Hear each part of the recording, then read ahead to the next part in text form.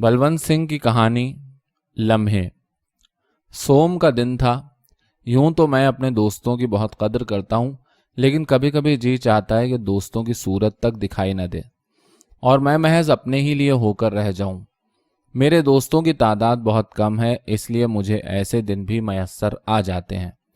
जिस रोज़ का मैं जिक्र कर रहा हूं वो इसी किस्म का दिन था। सुबह का वक्त था। पेशतर इसके कि कोई दोस्त मेरे मकान पर पहुंचकर उमाकांत उमाकांत के नारे लगाता। मैं चाय से फारिग होकर घर से निकल खड़ा हुआ। न बीवी, न बच्चे, न मुलाजमत, न कारोबार, न खुशी, न गमी। अजब रिंदाना कैफियत में जिंदगी बसर हो रही थी। मेरी बेकारी से घर वालों की नाखुशी के बायस दिल पर उदासी छाई रहती थी। कोई जिम्मेदारी न होने की वजह से दिमाग हल्का रहता था। अपनी बीवी न होने के सबब से जहन पर रोमानियत का तसल्लुत था। बस स्टैंड पर पहुंचकर देखा कि कनॉट प्लेस जाने के लिए बस तैयार खड़ी है। अंदर इक्का दुक्का मुसाफिर बैठे हैं। मैंने फुटपाथ पर खड़े होकर जेब में से कैमल्स की डिबिया निकाली और बड़े इत्मीनान से एक सिगरेट को सहलाता रहा। फिर उसे होंठों में दबाया और सुलगाकर तवील कश लिया। बिलाखिर कोट के कॉलर दुरुस्त करता हुआ बस के अंदर दाखिल हो गया। 8 बजे थे। भला सर्दी के मौसम में किसी को क्या पड़ी थी कि घर की गर्म फिजा से निकलकर बाहर को उठ भागे। चुनांचे बस में एक अजीब सुकून तारी था। चंद लोग एक दूसरे से परे परे बैठे धीरे धीरे बातें करने में महफ थे। मैंने पहले तो औरतों और लड़कियों का जायजा लिया। 3 लड़कियां थीं और 2 औरतें। लड़कियां गोरी थीं, 2 चोटियां, आंखें बड़ी न छोटी, बातें मीठी न फीकी, लेकिन गाल उफ तोबा, इस कदर बेहुदा गाल, हड्डियां उभरी हुई और गहरी गहरी लकीरें जो हंसते वक्त और गहरी हो जाती थीं। अब दूसरी औरत की जानिब देखा। हरे राम, वो तो सूरत से बिल्कुल आया लगी। शायद सचमुच की आया हो। इसी बात से मुझे ख्याल आया कि हम लोग बच्चों के लिए किस कदर बदसूरत आयाएं मुकर्रर करते हैं। इसका नतीजा ये होता है कि उम्र भर हमारे बच्चों की जमालियाती हिस्स पनपने नहीं पाती। खैर, अब एक औरत का जायजा लेना बाकी था। वो मेरी जानिब पीठ मोड़े बैठी थी। उसके कंधे पर नन्हे बच्चे का सर टिका था और एक बच्ची सामने की सीट पर बैठी थी। गोया वो कम से कम 2 बच्चों की माँ थी। दिल पर मायूसी का जज्बा तारी होने लगा। 20-25 मिनट का ये सफ़र यूं ही कट जाएगा। दिल बहलावे की कोई हसीन सूरत दिखाई न देगी। क्या ये सफ़र जमाइयाँ लेते ही बिताना पड़ेगा? सोचा, अगर 2 बच्चों की माँ बदसूरत है तो अपनी बहनों से बढ़कर क्या होगी? यही ना कि उनके बराबर होगी या ज़रा बेहतर। आखिर यही तय पाया कि उस खातून के ऐन पीछे वाली सीट पर डेरा जमाया जाए। पिछली सीट पर चुपके से बैठकर मैंने सर पर हाथ फेरते हुए बालों की तह जमाई और फिर इंतज़ार करने लगा कि वो ज़रा इधर उधर घूम कर देखे तो सूरत का जायज़ा लिया जाए। लेकिन वो इधर उधर देखे बगैर सामने की जानिब मुंह किए चुपकी बैठी रही। यहाँ तक कि बस चल दी। मुझे बेचैनी सी महसूस होने लगी। बारे कंडक्टर ने आकर दाम तलब किए। टिकट लेते वक्त ख्याल आया कि काश उस खातून से थोड़ी बहुत बातचीत हो चुकी होती तो उसके टिकटों के दाम देकर अच्छे खासे मरासिम पैदा किए जा सकते थे। जब उसकी बारी आई तो उसने मुंह फेर कर देखा। रुखे रोशन का जलवा दिखाई दिया। दिल धक से रह गया। वो वाकई बहुत हसीन थी। तारा सी आंखें, नाजुक लब और दरख्शां पेशानी। खिलाफे उम्मीद उस औरत को हसीन पाकर हाथ पांव फूल गए। अब मसला यह दरपेश था कि उससे गुफ्तगू क्यों कर शुरू की जाए। कौन सा मौजू मुनासिब रहेगा? मौसम। लेकिन हिंदुस्तान में अभी मौसम के मौजू पर गुफ्तगू का आगाज करना खातिर खा नतायज पैदा नहीं कर सकता। उस औरत से यह कहना कि आहा क्या ही खुशगवार मौसम है, महज बेकार होगा। सिनेमा, एक्टर, एक्ट्रेसें, बसें, सड़कें, नहीं नहीं, ये बातें मुहम्मल हैं। इतने में औरत के शाने के साथ लगे हुए नन्हे बच्चे ने आंखें खोली और हैरत व इस्तेजाब से इधर उधर देखने लगा। बड़ा प्यारा बच्चा था। मैंने उसके गाल पर हल्की सी चुटकी ली तो उसके छोटे छोटे होंठों पर मुस्कुराहट पैदा हुई। फिर मैंने दोनों उंगलियों से उसकी ठुड्डी को हल्के हल्के सहलाना शुरू किया तो वो हंसने लगा। मैं जानता था कि उसकी माँ को इस बात का इल्म हो चुका है। बच्चे के कानों के पीछे दाद के निशान दिखाई दे रहे थे। मैंने जुर्रत से काम लेकर पूछा, क्यों जी, नन्हे के कानों के पीछे दाद हो रहा है? जी हाँ। तो क्या आप इसका इलाज नहीं कराएंगे? इलाज तो हो रहा है। क्या होम्योपैथी इलाज करा रही हैं? जी नहीं, है तो एलोपैथी। एक डॉक्टर हैं रिची राम, होम्योपैथी इलाज करते हैं, खुसूसन बच्चों के इलाज में तो उन्हें महारत हासिल है। अगर ये इलाज मौसर साबित ना हुआ तो उनसे रुजू कीजिएगा, बेहतर। बहुत ही प्यारा बच्चा है, मैंने सिलसिला कलाम जारी रखने की कोशिश करते हुए कहा। औरत ने बच्चे को शाने से हटाकर खिड़की के साथ पीठ लगा ली। अब उसका रुख करीब करीब मेरी जानिब था। उसने बच्चे को जानू पर बिठाकर देखना शुरू किया कि वो वाकई हसीन है या नहीं। फिर जैसे दिल ही दिल में उसने मेरे कौल की तायीद करते हुए मीठी नज़रों से मेरी जानिब देखा। आपको बच्चों से खासा लगाव है, क्या आपके भी बच्चे हैं? जी नहीं, मैंने कदरे झेंप कर कहा। अभी तो मेरी शादी भी नहीं हुई। क्यों, शादी न होने की क्या वजह है? यूं ही, मैंने सर खुजाते हुए जवाब दिया। यही अभी बेकार हूं, जब तक आमदनी की माकूल सूरत न हो दिल में शादी का ख्याल भी नहीं आ सकता। लेकिन आप बेकार क्यों हैं? मैं इस जिराह से घबरा गया था। मैंने पंजाब यूनिवर्सिटी से बीए करने के बाद पेशावर में कारोबार शुरू किया था। आमदनी की सूरत नजर आने लगी तो फसाद शुरू हो गए और मुझे इधर भागना पड़ा। अब नए सिरे से काम करने का ख्याल है। औरत की आंखों में उदासी की झलक दिखाई दी। उस वक्त वो कुछ खोई खोई सी नजर आ रही थी। मौके का फायदा उठाते हुए उसके हसीन चेहरे के खदोखाल का बगौर जायजा लेने लगा। क्या वो मेरी खातिर उदास थी? एक लम्हे के लिए ही सही, काश मुझे भी ऐसी ही मोहनी बीवी मिल जाए। कहते हैं कि औरत मर्द के दिली जज्बात को बहुत जल्द पहचान लेती है। औरत ने नजरें झुका लीं और फिर कदरे तामुल के बाद न मालूम क्यों बड़ी बच्ची की जानिब इशारा करके मुस्कुराकर बोली, ये मेरी बेटी है। आओ बेटी, मेरे करीब आओ। मैंने हाथ फैलाए। वो मारे शर्म के आगे नहीं बढ़ी तो मैंने खुद ही बढ़कर उसे गोद में बिठा लिया। आहा हा, बड़ी अच्छी है हमारी बेबी। अच्छा, तो तुम पढ़ती हो क्या? लेकिन वो बड़े एहतमाम के साथ शर्माती रही। औरत बोली, बताओ ना बेबी, तुमसे कई मर्तबा कहा है कि यूं ही मत शर्माया करो। मैंने सोचा किस कदर मुहज्जब है यह औरत। उसकी बातचीत से मालूम होता था कि वो पढ़ी लिखी और खासी सुलझी हुई है। माँ के सरजनिश करने पर बेटी ने इस बात में सर हिला दिया। क्या पढ़ा है भाई, हमें भी सुनाओ। तुम तो बहुत अच्छी बेबी हो, तुम्हें तो पढ़ा लिखा याद होगा सारा। बोलो, याद है? हाँ जी। बेबी ने बड़ी बड़ी आंखें उठाकर भरपूर नज़रों से मेरी जानिब देखा।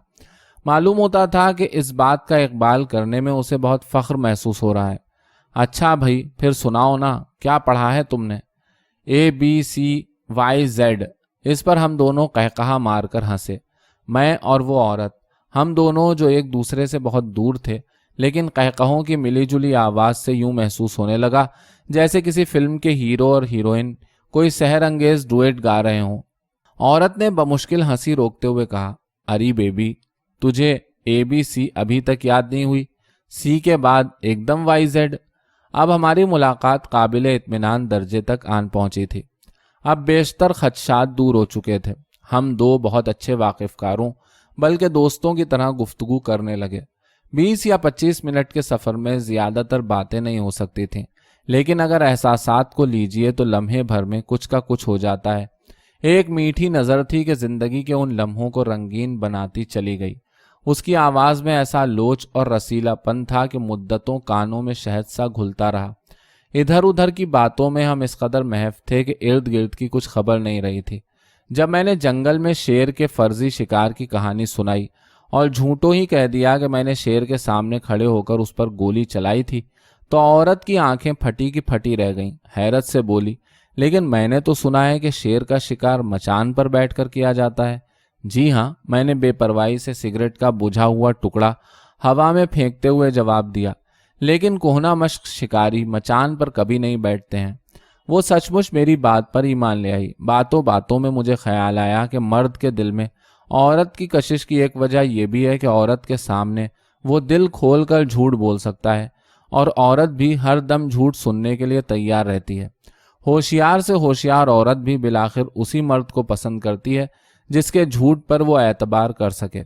औरत तिफलाना अंदाज से कोई बात पूछती रही और मैं बड़ी तवज्जो से उसके जवाब देता रहा। गुनाहों, सवाब, प्यार, मोहब्बत, इश्क व हुस्न और शराफत व खिबासत की घुली मिली सी ये मुलाकात किस कदर दिलकश और जानलेवा थी। उस सुहानी सुबह को दो अजनबी मुसाफिरों की मुख्तसर सी मुलाकात تاریخ عالم کا کس قدر اہم واقعہ۔ عشق کی منزل تو کیا آتی، البتہ بس کی منزل قریب آ رہی تھی۔ بیبی ابھی تک میری گود میں بیٹھی تھی۔ دفتن مجھے محسوس ہوا کہ کام نکل جانے کے بعد بیبی کو تو میں بھول ہی گیا تھا۔ میں نے محجوب ہو کر بیبی کی بغلوں کو گدگدایا، ارے بیبی، تم تو کوئی بات ہی نہیں کرتی، کیا تم ہم سے خفا ہو؟ وہ چپ رہی۔ بولو بیبی۔ لاہیں، بیبی نے انکار کے طور پر سر ہلاتے ہوئے جواب دیا۔ اچھا تو بتاؤ تمہارا نام کیا ہے؟ میرا نام؟ ہاں، سلطانہ، عورت نے کہا۔ مجھے پہلی مرتبہ اس بات کا علم ہوا کہ وہ مسلمان ہیں۔ سلطانہ کی بغلوں کو گدگداتے ہوئے میرے ہاتھ رک گئے۔ میں نے قدرے ہچکچاتے ہوئے دریافت کیا، کیا آپ مسلمان ہیں؟ جی، یہ کہہ کر عورت نے میری طرف استفہامیہ نظروں سے دیکھا۔ نہیں، کچھ نہیں، میں ہنس دیا۔ مجھے دھوکا ہوا کیونکہ بظاہر پھر قدرے بھدی سی خاموشی طاری ہو گئی۔ بات کچھ بھی نہیں تھی۔ میں نے سکوت توڑتے ہوئے پوچھا، فساد کے دنوں میں آپ دہلی میں ہی تھیں؟ جی ہاں، ہم سب یہیں تھے۔ میرے دل کو نامعلوم کیا ہونے لگا۔ میں نے رکی رکی آواز میں پوچھا، آپ کو کوئی تکلیف تو نہیں ہوئی؟ عورت نے قدرے سکوت کیا۔ بس کچھ نہ پوچھیے، مالی نقصان بہت ہوا، جانیں بچ گئیں، یہی غنیمت سمجھیے۔ کناٹ پلیس میں ہماری دکان لٹ گئی، مکان میں فسادی گھس آئے، لیکن بیشتر اس کے کہ کوئی نقصان ہوتا، پولیس آ گئی۔ میرا سر جھک گیا۔ ایسا کیوں ہوتا ہے؟ اسٹینڈ پر پہنچ کر بس رک گئی، اس خیال سے کہ عورت تنہا ہے اور بچے دو، شاید اسے میری مدد کی ضرورت ہو۔ میں نے اپنی سیٹ سے اٹھنے میں تامل کیا، لیکن عورت کے ہلکے پن سے روشن ہوا کہ میری مدد درکار نہیں ہے۔ چنانچہ میں شریف مرد کی طرح اٹھ کر چل دیا۔ چند قدم چلنے کے بعد میں نے یوں ہی گھوم کر دیکھا کہ وہ عورت اٹھ کر دروازے کی جانب بڑھ رہی ہے، لیکن اس کے قدم اکھڑے اکھڑے دکھائی دیتے تھے۔ وہ قدرے لنگڑا کر چل رہی تھی۔ میں سوچنے لگا کہ اگر اس کی ٹانگ میں یہ نقص نہ ہوتا تو وہ قدم قدم پر فتنے جگاتی۔ ایسی حسین عورت اور یہ عیب۔ دفتن ہماری نظریں ملی، غالباً وہ سمجھے بیٹھی تھی میں چلا گیا ہوں۔ مجھے ایک مرتبہ پھر اپنے سامنے پا کر وہ پریشان سی ہو گئی، جیسے کہہ رہی ہو، آخر تم نے مجھے لنگڑا کر چلتے ہوئے دیکھ لیا نا۔ محجوب ہو کر اس نے اپنا گلابی ہوتا ہوا چہرہ جیسے جھکا لیا اور پھر جیسے روٹ کر منہ دوسری طرف پھیر لیا۔ میں اسے منانے کے لیے آگے بڑھا اور اس کے سامنے جا کھڑا ہوا اور اس کے چہرے کا جائزہ لیتے ہوئے دل ہی دل میں کہا، معزز خاتون، تم بہت حسین ہو، تم حسن کی پتلی ہو۔ تم کیا جانو میں ان چند دل فریب لمحوں کے لیے تمہارا کس قدر شکر گزار ہوں۔ اور پھر میں قدرے بلند آواز میں بولا، معاف کیجیے گا، آپ کچھ پریشان سی نظر آتی ہیں۔ کیا آپ کو کہیں آگے جانا ہے؟ تانگا لاؤں یا آپ کو کسی کا انتظار ہے؟ اس نے سر پر دوپٹہ سنوارتے ہوئے جواب دیا، جی جانا تو قریبی ہے، وہ نہیں آئے، ملازم کو بھیج دیتے۔ ملازم کو تو آنا ہی چاہیے تھا۔ میں نے آگے بڑھ کر لڑکی کو گود میں اٹھا لیا اور بولا، چلیے میں آپ کو چھوڑ آؤں۔ وہ بغیر کچھ کہے میرے ساتھ ہو لی۔ ابھی ہم 15-20 قدم ہی چلے ہوں گے کہ وہ بول اٹھی، لیجئے وہ لڑکا ہمارا نوکر چلا آ رہا ہے۔ ہم رک گئے۔ میں نے جھجکتے ہوئے ٹانگ کی طرف اشارہ کرتے ہوئے دریافت کیا، کیا پیدائشی نقص ہے؟ اس نے قدرے تامل کیا، پھر اپنی آنکھیں میری آنکھوں میں ڈالتے ہوئے مسکرا کر بولی، جی نہیں، جب فسادیوں نے ہمارے مکان پر حملہ کیا تو ایک سوربیر نے لاٹھی گھما کر ماری تھی۔ میرا دل بیٹھنے لگا۔ لرزتے ہوئے ہاتھوں سے میں نے بچی کو نوکر کی طرف بڑھایا۔ میری پیشانی پر ٹھنڈے پسینے کی بوندیں پھوٹ پڑیں۔ کانپتے ہوئے ہاتھ سے جیب میں رومال ٹٹولنے لگا۔ رخصت کے موقع پر کچھ کہنا چاہا لیکن ہونٹ پھڑپھڑا کر رہ گئے۔ چنانچہ میں کچھ اس انداز سے 2 قدم پیچھے ہٹا جیسے وہ قدیم بابلیوں کی حسین شہزادی ہو۔ میری آنکھیں جھک کر اس کے قدموں پر جم گئیں۔ میں نے تصور میں اس کے پاؤں پر سر رکھ دیا، پھر اچٹتی ہوئی نظروں سے اس کی جانب دیکھا تو معلوم ہوا کہ اب ان آنکھوں میں وہ روکھا پن نہ تھا نہ سختی، اور پھر مجھے یوں محسوس ہوا کہ وہ مہربان ہوتی ہوئی کسی خودسر ملکہ کی طرح کہہ رہی ہے، ماں بدولت خوش ہوئے، ماں بدولت نے نہ صرف تمہیں بلکہ تمہاری ساری قوم کو معاف کیا۔ ایک مرتبہ پھر ہم نے ایک دوسرے کی جانب شکر گزار نظروں سے دیکھا اور پھر ہم ایک دوسرے سے دور ہونے لگے، یہاں تک کہ بالآخر ایک دوسرے کی نظروں سے ہمیشہ کے لیے اوجھل ہو گئے۔